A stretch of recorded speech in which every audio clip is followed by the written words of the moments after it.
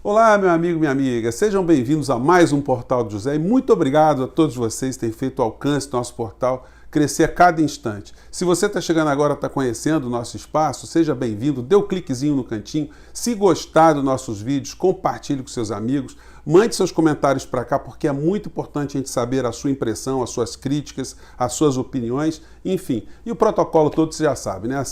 Ative sininho, aquela história toda. Vamos seguir em frente porque temos muitos assuntos para tratarmos aqui hoje e vamos falar de generosidade, falar de coisas boas e depois a gente vai falar do lado escuro que está comandando o nosso país, infelizmente. Gente, é muito importante a gente saber as coisas do passado, as coisas do presente, porque isso possibilita a gente saber de uma forma melhor o que pode acontecer no futuro. Esse é um pensamento oriental. Aliás, eu tenho lido algumas coisas aí que eu vou compartilhar com vocês, mas vamos seguir em frente aqui.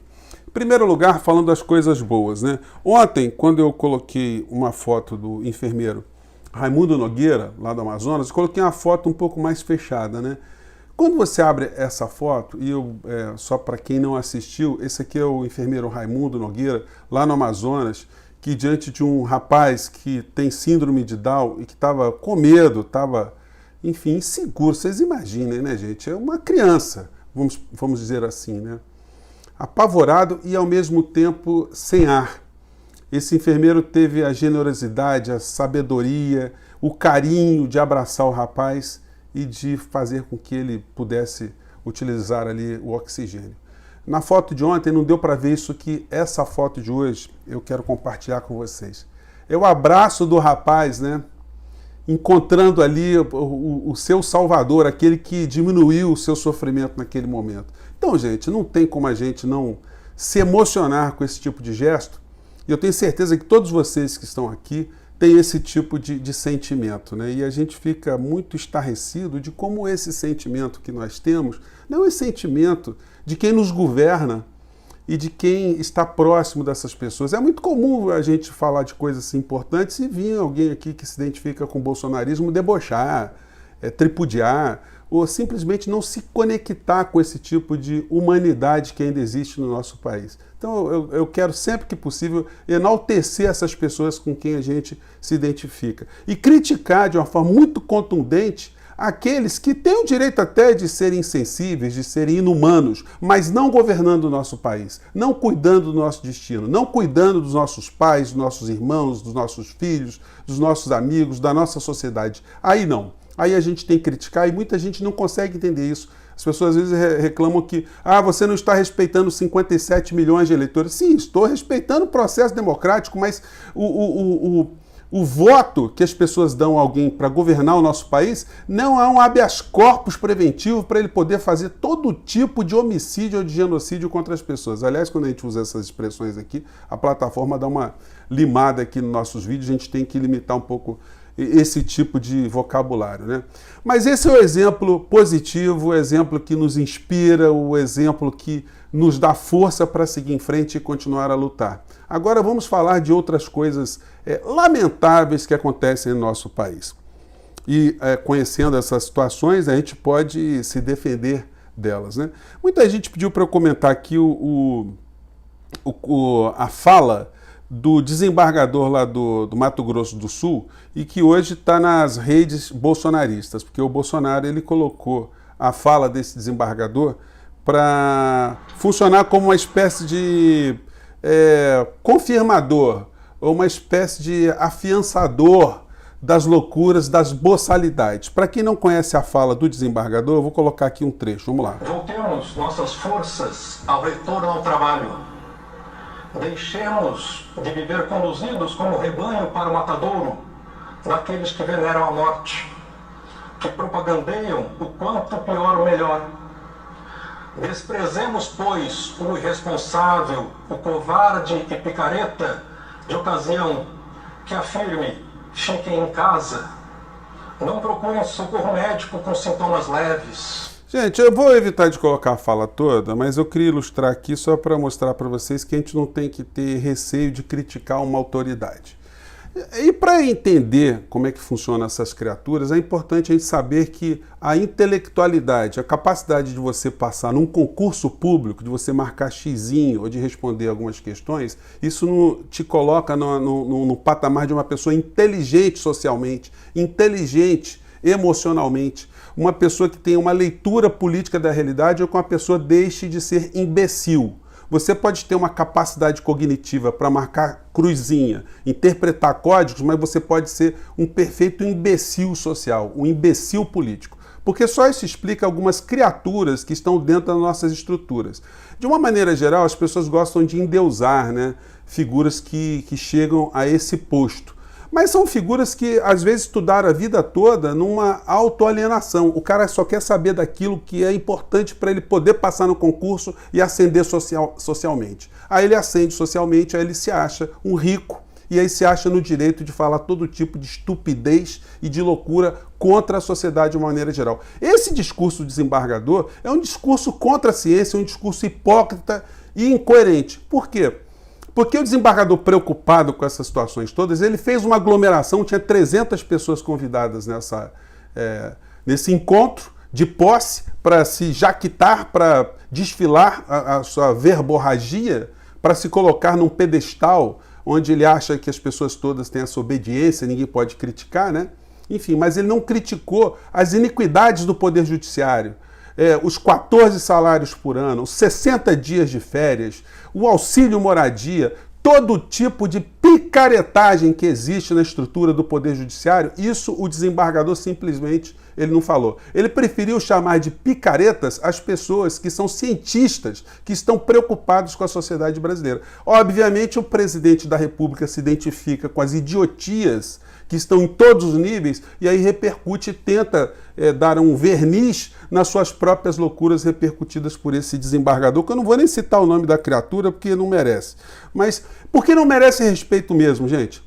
A gente tem que cobrar das instituições o comportamento institucional. Isso não é um comportamento institucional. Alguém que está sendo pago com dinheiro público para ficar opinando, ficar falando besteira, tem que ser criticado sim. Eu sempre comentei com meus alunos, né, gente, olha, não se encontrem comigo em algum dia e digam que estão decepcionados com o Poder Judiciário, porque eu vou dizer, meu amigo, você faltou alguma aula minha, porque as estruturas, elas têm defeitos e quando seres humanos com defeitos ocupam chefias nessas instituições, a gente está diante de um grande problema.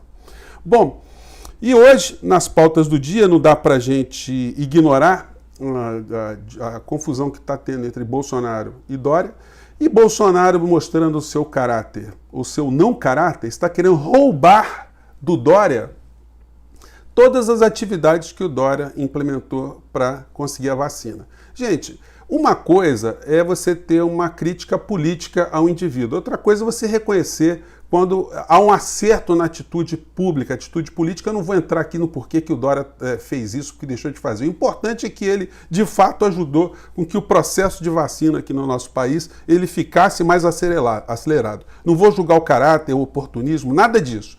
E ele acabou arrastando essa discussão e, obviamente, vai acabar tendo louros. Mas o Bolsonaro quis roubar tudo aquilo que foi mérito do governo, dos auxiliares do Instituto Butantan, lá de São Paulo. E deu uma publicação, né, dizendo que o governo da China tinha sido sensível, agradeceu o ministro Ernesto Araújo, que tentou o tempo todo destruir as relações entre Brasil e China, aos seus auxiliares que não fizeram absolutamente nada para que essa vacina chegasse ao nosso país, e mais do que isso, né, mostrou o seu caráter falho, vamos dizer assim, sua moral de galinheiro, e traiu também todos os seus seguidores mais fundamentalistas que atacam a China o tempo todo. A prova disso é o que a gente pode ver nas publicações. Eu peguei só uma aqui. O senhor Alan dos Santos, ele quando foi para os Estados Unidos, vivia lá com dinheiro dos seus colaboradores, vamos dizer assim, ele que teve uma ascensão social, ele que era uma figura que o máximo que ele poderia ser na vida é um coroinha numa igreja, mas de repente resolveu ganhar muito dinheiro e descobriu como é que se ganha dinheiro na crendice de pessoas tolas. E aí vem com uma agressão contra a China que faz parte do seu mestre, né? Vou colocar só um trecho aqui, gente. E aí não é nenhum tipo de questão pessoal, é que essas pessoas aqui elas fomentam a insanidade no nosso país. E aí a gente tem que criticar mesmo, a gente tem que confrontar esse tipo de coisa, não pode passar impune, né? Vamos ver o que ele falava sobre a China, vamos ver. Fala que deixou o Brasil porque tem medo de morrer. Se alguma coisa acontecer comigo, minha família, só veio dessas pessoas e grupos. A Embaixada da China em Brasília, a Embaixada da Coreia do Norte em Brasília, o Cacai, que é do Partido dos Trabalhadores, do Barroso ou do Alexandre. Quer dizer, o Alexandre de Moraes, os ministros da Suprema Corte, a Embaixada da China, todo mundo queria ver ele morto. Então ele saiu aqui do nosso país, essa criatura. Mas de onde ele bebe essa insanidade, né? Vocês pegam um guru dessa gente, o senhor Olavo de Carvalho. Aliás, o Olavo de Carvalho me citou, ele fez um comentário muito longo em relação aqui ao portal do José, a minha pessoa, né? Eu vou comentar isso num vídeo apartado, porque a criatura aqui merece um programa especial, né? Mas o que diz a criatura, o pai intelectual, o pai moral dos Alans dos Santos espalhados no nosso país? Vamos ver o que ele dizia. É cristão conservador. Ele não quer saber de chinesar o Brasil, né, e de alinhar o Brasil com esses maiores assassinos de... Veja, os chineses, os muçulmanos atualmente são os maiores assassinos de cristãos que já existiam na história. Então, esse é o pano de fundo. Um comportamento totalmente preconceituoso, racista contra os chineses, atribuindo aos chineses essas teorias conspiratórias malucas todas, né? E o governo, então, que lutou contra a vacina o tempo todo, que está com o Pazuello aí de boi de piranha, mostrando mais uma vez o caráter do presidente, vai jogar o general às traças, vai jogar o general às piranhas e ele será comido, porque a sua incompetência, o seu apego à ignorância do presidente da República tentando difundir remédios, elixires milagrosos, isso vai colocar o tal general no banco dos réus, numa situação humilhante, e tem que pagar por isso, porque essas mortes todas estão acontecendo, gente, isso não é só obra do vírus, não. Existem humanos que estão ajudando esses vírus a se disseminarem, né? E o general é um desses humanos que tem sido o general do vírus, né? A favor do vírus. E aí a gente vê o ministro Paulo Guedes, porque o mau-caratismo no governo é uma tônica geral, né? O ministro Guedes simplesmente ignorando que o pai político dele dentro do governo, não o pai econômico que ele serve a outros senhores, né? Foi contra a vacina, foi contra o combate à epidemia, à pandemia aqui no nosso país. E saiu com essa ontem, numa fala. Vamos ver se dá para vocês pegarem, gente. Às vezes o som fica meio mascado. Vamos ver. Eu sou testemunha do esforço logístico que está sendo feito. Tem muita gente subindo em cadáveres para fazer política. Isso não é bom. A população e os eleitores vão saber diferenciar isso lá na frente. Muita gente subindo em cima de cadáveres para fazer política. Quem é que acumulou cadáveres aqui, o ministro Paulo Guedes? Quem é que ajudou a fazer aglomeração? Quem é que fez o discurso contra a ciência? Quem é que tentou confrontar governadores, prefeitos? Quem é que está dizendo que o Supremo Tribunal Federal não deixou ele agir a favor do combate à pandemia? Então, gente, esse é o tipo de calhordice que a gente experimenta todos os dias. E hoje, o presidente da República e o senhor Paulo Guedes fizeram lá uma participação num evento promovido pelo Credit Suisse, que é essa instituição aqui, né? Somos um dos mais importantes gestores de fortunas do mundo, com excelentes capacidades de banco de investimentos. Pois bem, e aí o Bolsonaro, para não fazer feio, porque tinha gente do mundo do capital espalhado por todos os lados, deixa eu ver se dá para colocar para vocês, está dando para ver aqui, né? Depois de ter feito um discurso todo lido no teleprompter, ele colocou o óculos, né? Teleprompter é aquela televisãozinha que vai passando as letrinhas, né?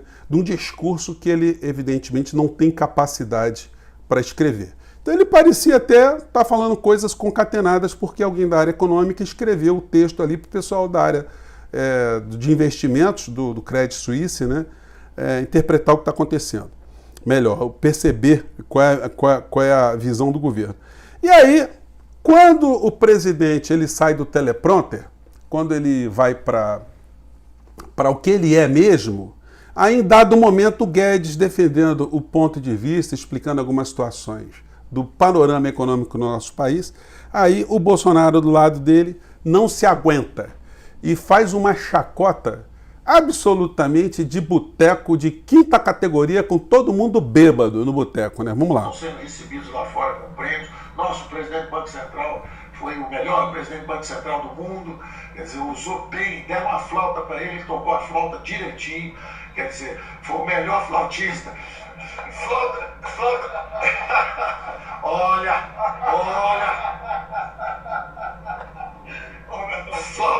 Flauta no sentido poético. O cara tocou a música bem tocada, o sujeito tocou bem, foi reconhecido globalmente como o melhor presidente do Banco Central.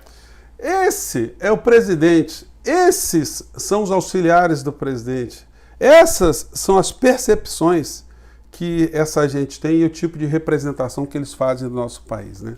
Gente, ontem, quando eu citei alguns pensadores, muita gente perguntou qual era o livro que eu tinha citado, né? O livro foi esse aqui, eu quero só colocar para vocês de uma forma mais especial, né? Um livro chamado Antologia Ilustrada de Filosofia, do professor Ubaldo Nicola.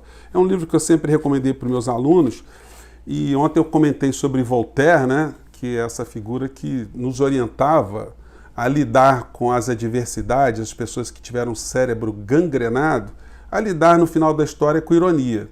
Porque quando você não tem mais argumento diante de um fanático, porque ele vai assistir um vídeo desse nosso aqui, ele não vai entender nada, ele vai bloquear a cabeça dele, e só vai restar para a gente fazer a ironia. E eu percebi o seguinte, todas as fotos, as imagens de Voltaire, ele está sempre rindo, ele está sempre com ar sarcástico, né? Porque é como ele enxergava que era a melhor forma de reagir. Aliás, o Karl Marx tem uma frase também que ele dizia que a forma mais corrosiva de fazer a crítica é através do humor. E a única falha desse livro aqui é que ele não foi beber nas fontes da filosofia oriental. Ele não vai ali no Confúcio, que era um pensador ali, um filósofo na época do Sócrates também. Então tem muitos ensinamentos do mundo oriental que servem para a gente. E aí, para fechar o nosso papo de hoje, né, os meios de comunicação continuam cúmplices, porque eles ficam dizendo aqui que o negacionismo vai causar problemas para o Bolsonaro, mas eles, na cobertura jornalística do seu cotidiano, eles não enfatizam o quão genocida é o presidente da República. E como é que faz isso? Muita gente pergunta, né? Gente, o programa está um pouco mais longo hoje, mas é porque tem muito assunto mesmo, né?